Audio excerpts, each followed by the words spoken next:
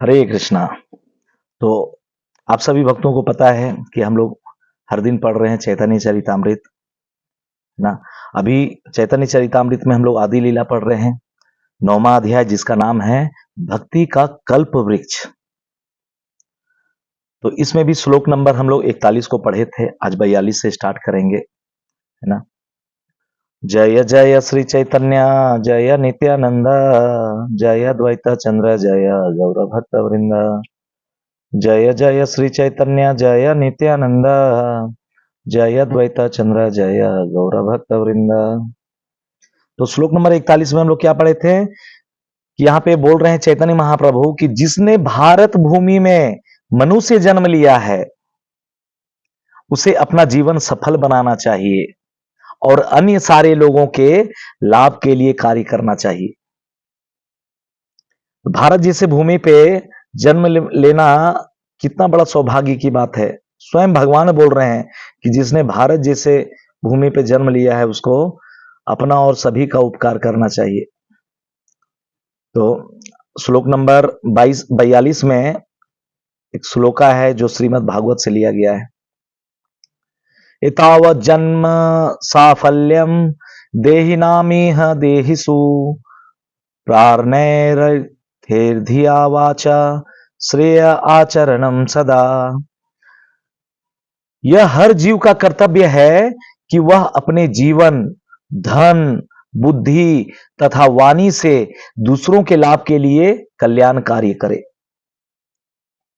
हर एक जीव का कर्तव्य है ना, कि वो अपने जीवन में धन हो गया, अगर उनके पास धन है, बुद्धि है, या वाणी से बोलते हैं दूसरों के लाभ के कार्य के लिए कार्य में लगे, उनका सभी का कल्याण करे। प्रभुपाद बोलते हैं तात्पर्य में, श्रील प्रभुपाद की जय। सामान्य कार्य दो प्रकार के होते हैं। श्रेयस अर्थात ऐसे कार्य जिनका अंतिम परिणाम लाभकारी तथा मंगलकारी होता है, ये श्रेयस है।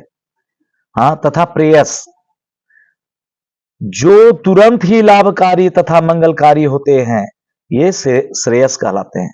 तुरंत परिणाम मिलता है, मंगलकारी और लाभकारी, ये हो गया प्रेयस। और श्रेयस क्या है? जो हम कार्य करते जाते हैं लेकिन उसका अंतिम बोलते हैं परिणाम जो होता है मंगलकारी होता है, लाभकारी होता है।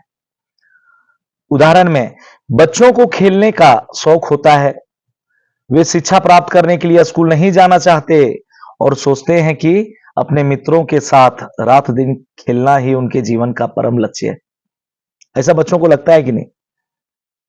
यहां तक कि भगवान कृष्ण के दिव्य जीवन में भी हम देखते हैं कि जब वे बालक थे, जब भगवान कृष्ण बाल रूप में थे, तो उन्हें अपने ही समवयस्क, अपने ही उम्र के बालकों के साथ, ग्वाल बालों के साथ खेलना अत्यंत प्रिय लगता था।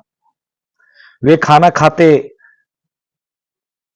और खाने तक के लिए घर नहीं जाते थे, खाना खाने तक के लिए घर नहीं जाना चाहते थे।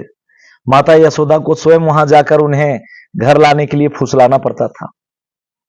अतएव यह बच्चे का स्वभाव है कि वह रात दिन खेल में लगा रहना चाहता है और अपने स्वास्थ्य तथा अन्य महत्वपूर्ण कार्यों की परवाह नहीं करता है। यह प्रेयस अर्थात तुरंत लाभकारी कार्यों का उदाहरण है ना। किंतु कुछ कार्य श्रेयस भी होते हैं जो अंततः मंगलप्रद होते हैं, अंत में बहुत मंगल होता है, लाभप्रद होता है। वैदिक सभ्यता के अनुसार मनुष्य को भगवत भावनामय होना चाहिए। उसे यह जानना चाहिए कि ईश्वर क्या है, ये भौतिक जगत क्या है, और वह कौन है, उनके परस्पर संबंध क्या है। ये भौतिक जगत, भगवान कौन है और हमारे साथ उनका परस्पर जो संबंध है क्या है, यह श्रेयस अर्थात अंततः मंगलप्रद कार्य कहलाता है। अगर इसमें हम लगते हैं इन चीजों को जानने में, तो मंगल ही मंगल होगा, हमेशा लाभप्रद होगा अंतिम में। तो हमें हमेशा श्रेयस कार्यों में लगा रहना चाहिए, है ना। श्रीमद् भागवत के इस श्लोक में बतलाया गया है कि मनुष्य को श्रेयस कार्य में रुचि रखनी चाहिए, जिसका परिणाम अंत में मंगलमय हो, मंगल लाभप्रद हो। श्रेयस के चरम लक्ष्य की प्राप्ति के लिए उसे अपना सर्वस्व, अपना जीवन, धन तथा वाणी केवल अपने के लिए ही नहीं अपितु दूसरों के लिए भी अर्पित कर देना चाहिए। किंतु जब तक वह अपने निजी जीवन में श्रेयस में रुचि नहीं लेगा, तब तक वह दूसरों को श्रेयस का उपदेश नहीं दे सकता। खुद का आचरण में नहीं है भाई, तो दूसरों को आप क्या बता सकते हैं, है ना। श्री चैतन्य महाप्रभु द्वारा उद्धृत यह श्लोक मनुष्यों पर लागू होता है ना, पशुओं पर नहीं। केवल ये जो नियम है केवल मनुष्यों पर लागू होता है। जैसा कि पिछले श्लोक में मनुष्य जन्म शब्द से इंगित किया गया है, ये आदेश मनुष्यों के लिए है।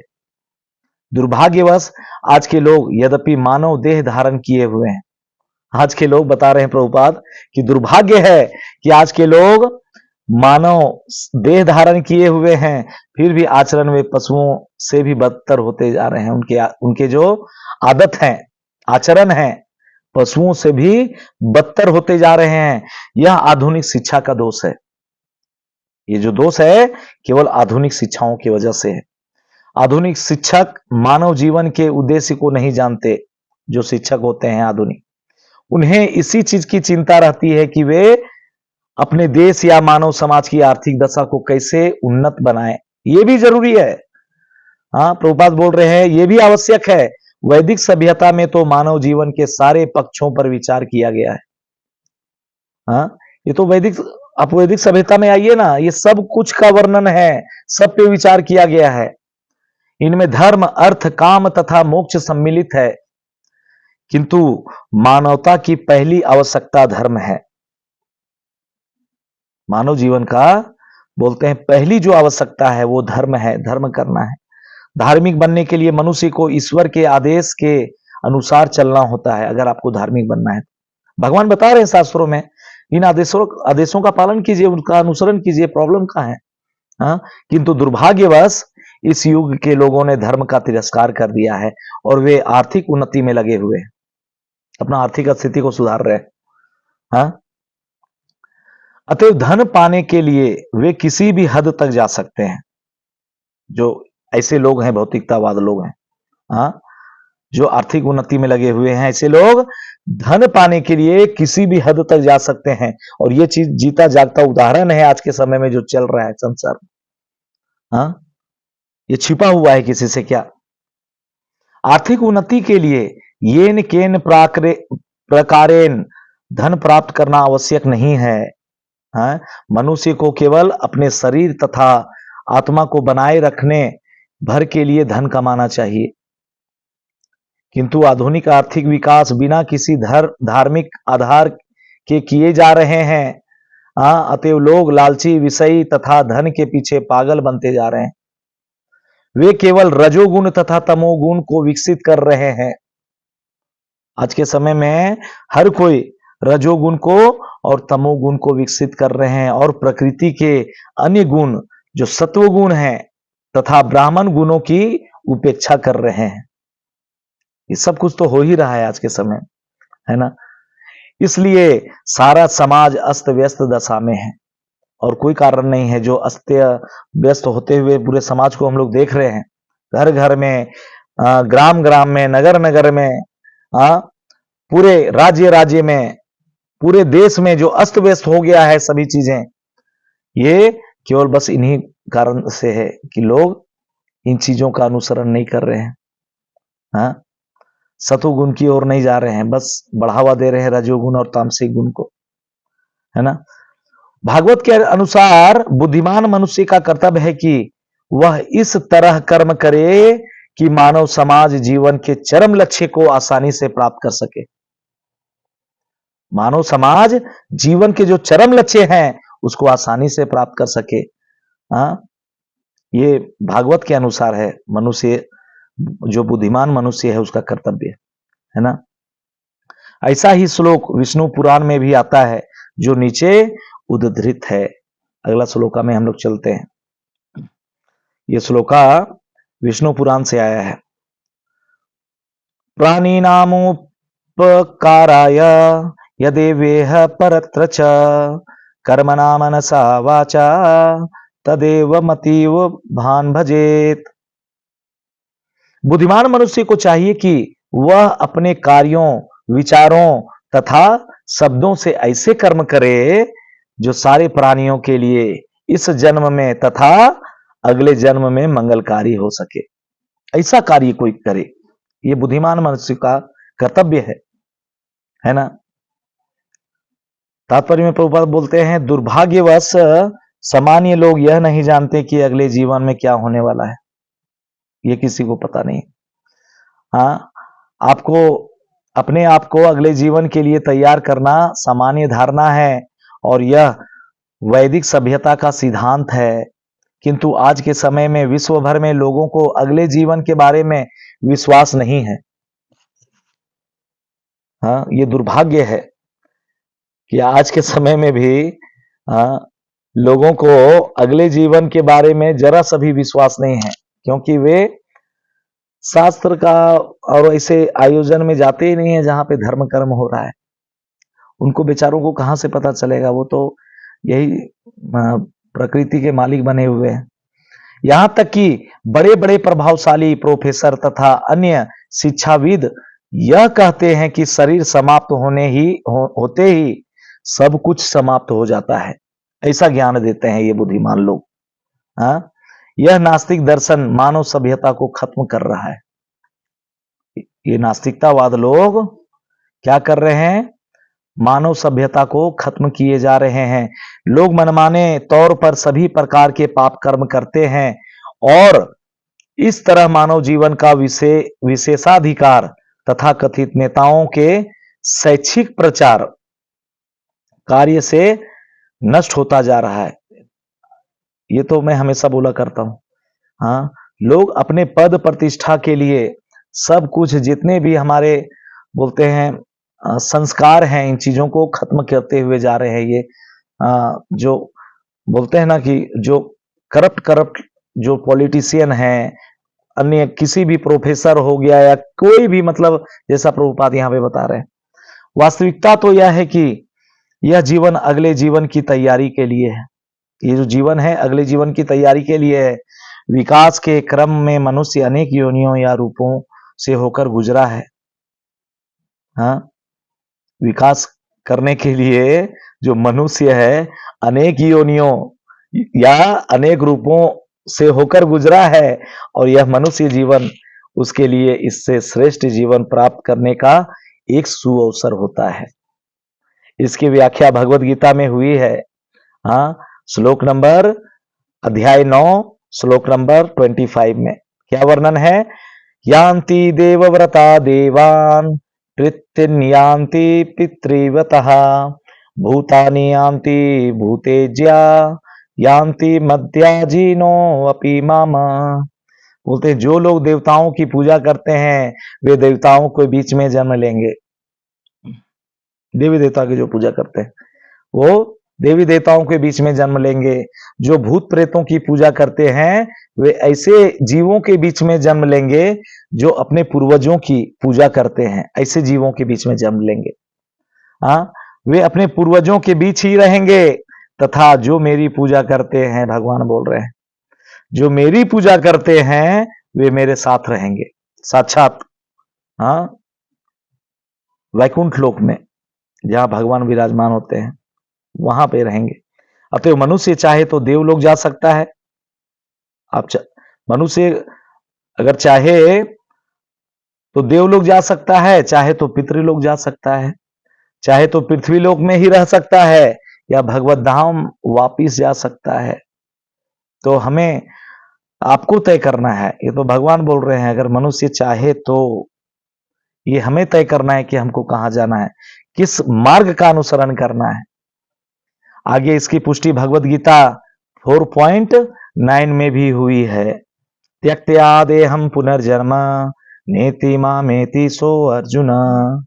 कृष्ण को तत्व से जानने वाला इस शरीर को त्यागने के बाद इस लोक में फिर से भौतिक शरीर धारण नहीं करता, किंतु वह भगवत धाम चला जाता है वापिस। शास्त्रों में यह ज्ञान उपलब्ध है और लोगों को इसे समझने का अवसर दिया जाना चाहिए। यदि कोई एक जन्म में भगवत धाम नहीं जा सकता, अगर नहीं जा पाता किसी कारण से, एक जन्म में, इस जन्म में अगर भगवत धाम हम नहीं जा सकते, तो वैदिक सभ्यता उसे यह अवसर प्रदान करती है कि वह ऊपर के लोक, स्वर्ग लोक को जाए। ये व्यवस्था आपका है, ठीक है। एक बार में आप भगवत धाम नहीं गए, लेकिन कम से कम ऊपर के लोकों में जाने का प्रयास करें, जहां देवता लोग वास करते हैं।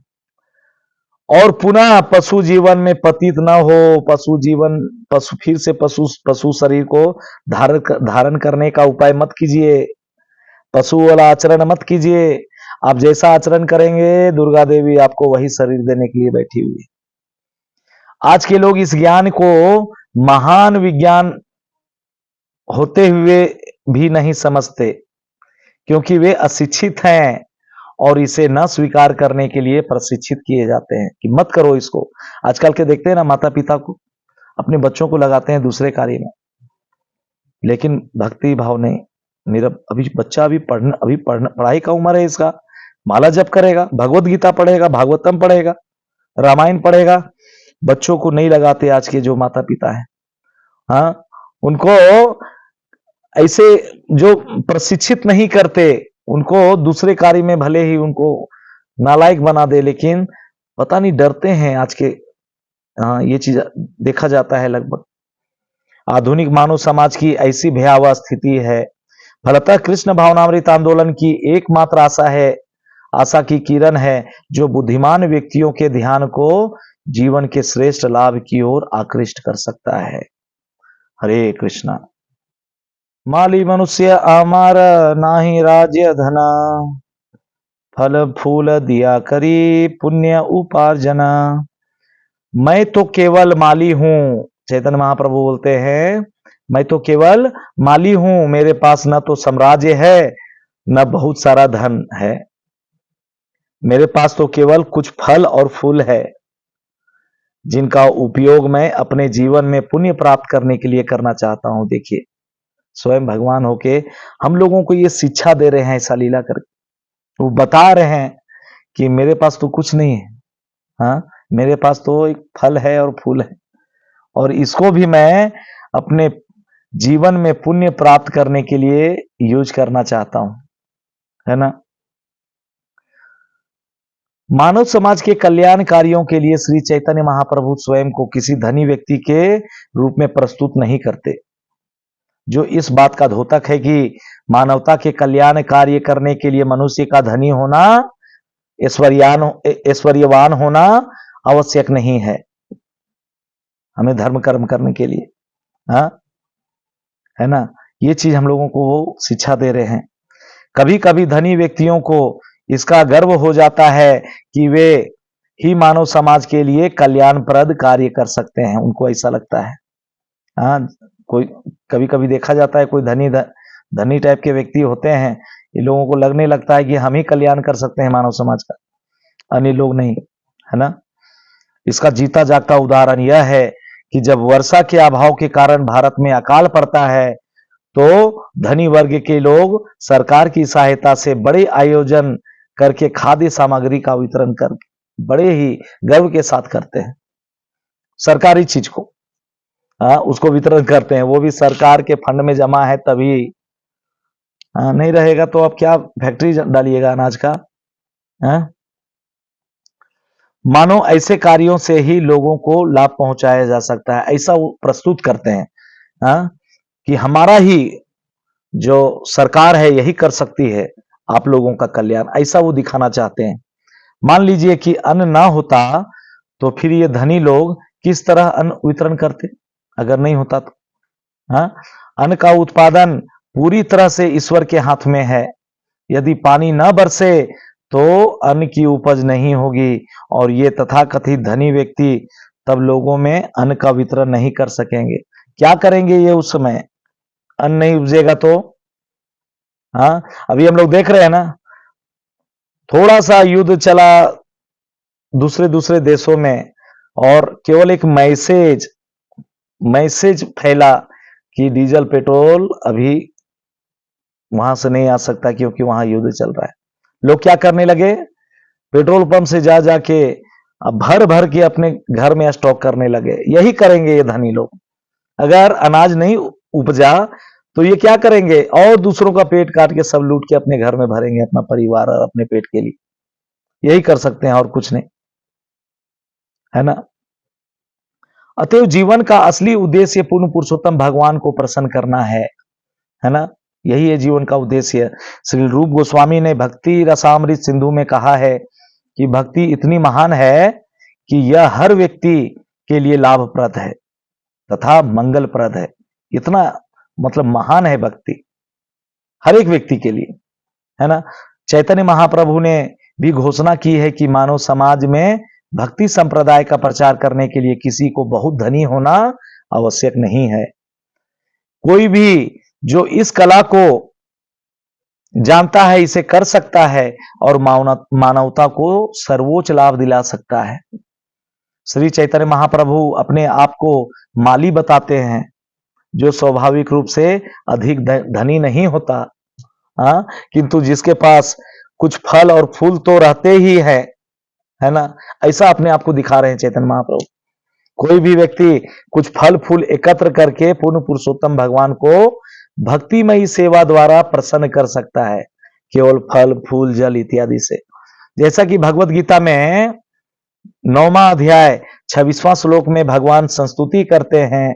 क्या करते हैं, पत्रम पुष्पम फलम तोयम यो मे भक्त्या प्रयच्छति तदहम भक्त्यो प्रहितम अस्नानि प्रयतात्मनः। भले ही मनुष्य अपनी संपत्ति धन या ऐश्वर्य से भगवान को प्रसन्न न कर पाए, हाँ, किंतु कोई भी व्यक्ति कुछ फल या कुछ बोलते हैं फूल एकत्र करके उन्हें भगवान को अर्पित कर सकता है। भगवान कहते हैं कि यदि कोई भक्ति पूर्वक ऐसी भेंट लाता है मेरे पास, मुझे चढ़ाता है, तो मैं उसे स्वीकार करता हूं, है ना, और उसे ग्रहण भी करता हूं। जब कृष्ण खाते हैं तो सारा विश्व संतुष्ट होता है। भगवान को जब तक हम अर्पित नहीं करेंगे, भगवान को जब तक संतुष्ट नहीं करेंगे, ये संसार संतुष्ट नहीं हो सकता। महाभारत में एक कथा है कि किस प्रकार कृष्ण के भोजन करने से दुर्वासा मुनि के 60,000 शिष्य तुष्ट हो गए। अतएव यह तथ्य है कि यदि हम अपने प्राणों से, अपने धन, अपनी बुद्धि, अपनी वाणी से पूर्ण पुरुषोत्तम भगवान को प्रसन्न कर सकें तो सारा संसार स्वतः सुखी हो जाएगा, है ना। इसलिए हमारा मुख्य कर्तव्य यह है कि हम अपने कार्यों, अपने धन तथा अपने शब्दों से परमेश्वर को प्रसन्न करें, है ना। जो भी कार्य करें भगवान की प्रसन्नता के लिए करें और अपने धन को वहां वहां इस्तेमाल करें जहां से धर्म कार्य हो, भगवान प्रसन्न हो। और अपने बोलते हैं शब्दों से हरे कृष्णा कृष्णा कृष्णा हरे हरे, हरे राम राम राम हरे हरे, इन शब्दों से भी भगवान को हम प्रसन्न करने का प्रयत्न करें। बहुत आसान है ये इस कलयुग में। भले ही किसी के पास धन न रहे, वह हर एक को हरे कृष्ण मंत्र का उपदेश दे सकता है। वह घर घर जाकर हर एक से हरे कृष्ण मंत्र का कीर्तन करने का अनुरोध कर सकता है। इस तरह सारे विश्व की स्थिति सुखमय तथा शांतिपूर्ण हो सकती है। इसी प्रकार से हो सकती है। लगे हुए हैं ना सब नेतागण, मंत्रीगण, सारे अपनी अपनी कुर्सी बचाने के लिए लंबा चौड़ा भाषण दे रहे हैं, शांति नहीं कर पा रहे हैं और वो अस्त व्यस्त कर दे रहे हैं पूरे समाज को, पूरे देश को, है ना। माली हंजा वृक्षा हैला एता इच्छाइते सर्व प्राणीर उपकार हय वृक्षा हयते। यद्यपि मैं माली का कार्य कर रहा हूं किंतु मैं वृक्ष भी बनना चाहता हूं। चैतन्य महाप्रभु के, हाँ, महाप्रभु बोलते हैं मैं माली का कार्य कर रहा हूं किंतु मैं वृक्ष भी बनना चाहता हूं, क्योंकि इस तरह मैं सबको लाभ पहुंचा सकता हूं एक वृक्ष बन के। हाँ, अब जानिए रूपा तात्पर्य में समझा रहे हैं कि वृक्ष इतना इंपॉर्टेंट क्यों है ना। श्री चैतन्य महाप्रभु मानव समाज के सर्वाधिक कल्याणकारी पुरुष हैं मानव समाज के लिए, क्योंकि लोगों को सुखी बनाना ही उनकी एकमात्र अभिलाषा है चैतन्य महाप्रभु का, कि सबको कैसे सुखी बनाए। उनका संकीर्तन आंदोलन लोगों को सुखी बनाने के विशेष उद्देश्य के लिए ही है। संकीर्तन आंदोलन, वे स्वयं वृक्ष बनना चाह रहे थे, क्योंकि वृक्ष सबसे उपकारी जीव माना जाता है, सबसे उपकारी, है ना। अगले श्लोक में जो श्रीमद् भागवत से है, स्वयं कृष्ण ने वृक्ष के अस्तित्व की अत्यधिक प्रशंसा की है।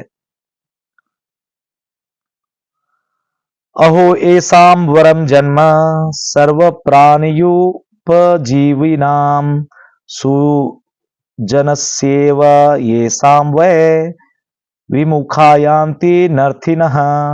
बोलते जरा देखो तो ये वृक्ष किस तरह हर जीव को पालन कर रहा है। इनका जन्म सफल है, इनका आचरण महापुरुषों जैसा है। क्योंकि जो कोई भी वृक्ष से कुछ मांगता है वह कभी निराश होकर नहीं जाता। वैदिक सभ्यता के अनुसार क्षत्रियों को महान पुरुष माना जाता है। क्षत्रियों को महान पुरुष माना जाता है, क्योंकि यदि कोई मनुष्य क्षत्रिय राजा के पास जाता है और दान मांगता है तो राजा कभी मना नहीं करेगा। जो क्षत्रिय राजा हैं, है ना, ये नहीं कि अपने मन के हिसाब से क्षत्रिय बन गए, वो नहीं। रियल में जो है वृक्षों की तुलना ऐसे ही नेक क्षत्रियों से की जाती है, उनकी तुलना, है ना, वृक्षों की तुलना। क्योंकि वृक्षों से सब लोग सभी तरह के लाभ उठाते हैं। कोई फल लेता है, कोई फूल लेता है, तो कोई पत्ती या टहनी लेता है, और कुछ लोग वृक्ष को काटते भी हैं, किंतु फिर भी वृक्ष बेहिचक सभी को दान देता है। इतना मतलब समझ रहे हैं ना, कितनी नम्रता है उनके अंदर, कितना भाव है। इतना कुछ उनके साथ हम लोग करते हैं, वृक्षों को काटते भी हैं अपनी इंद्रिय तृप्ति के लिए। उसके बाद भी ये वृक्ष हमारी सेवा करते रहती है। बिना सोचे विचारे अनावश्यक रूप से वृक्ष काटना मनुष्य की लंपटता का दूसरा उदाहरण है। कागज उद्योग के लिए लाखों वृक्ष काटे जाते हैं, और उस कागज से मानव समाज के तरंगी संतोष के लिए कूड़ा साहित्य छापा जाता है।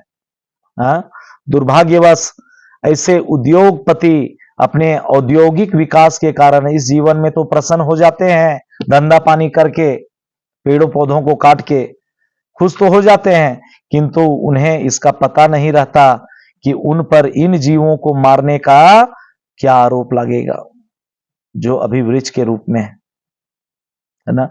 यह श्लोक श्रीमद् भागवत का है, जिसे कृष्ण ने अपने सखाओं से उस समय कहा था जब वे गोपियों का चीरहरण करके एक वृक्ष के नीचे विश्राम कर रहे थे। इस श्लोक को उद्धृत करके श्री चैतन्य महाप्रभु हमें यह शिक्षा देते हैं कि हमें वृक्षों के समान सहिष्णु और उपयोगी होना चाहिए, वृक्षों के जैसा, जो अपनी शरण में आने वाले जरूरतमंद व्यक्तियों को हर वस्तु प्रदान करते हैं।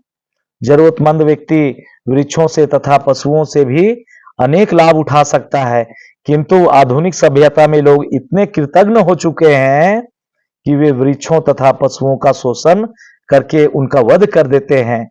ये आधुनिक सभ्यता के कुछ पाप कर्म हैं। यही आज्ञा कैला यदि चैतन्य मालाकार परम आनंद पाइल वृक्ष परिवार। वृक्ष के वंशज श्री चैतन्य महाप्रभु के भक्त महाप्रभु से यह प्रत्यक्ष आदेश पाकर अत्यंत प्रसन्न थे, है ना, बहुत खुश थे जो वृक्ष के वंशज थे।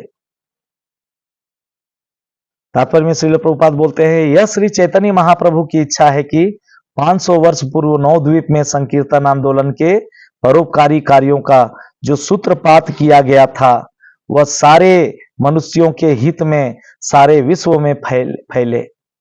दुर्भाग्यवश चैतन्य महाप्रभु के ऐसे अनेक तथाकथित अनुयायी हैं जो मंदिर बनवाने, अच्छा विग्रहों का प्रदर्शन करने, कुछ धन एकत्र करने तथा उसका उपयोग खाने और सोने के लिए करने में ही संतुष्ट रहते हैं। ऐसा भी देखा जाता है।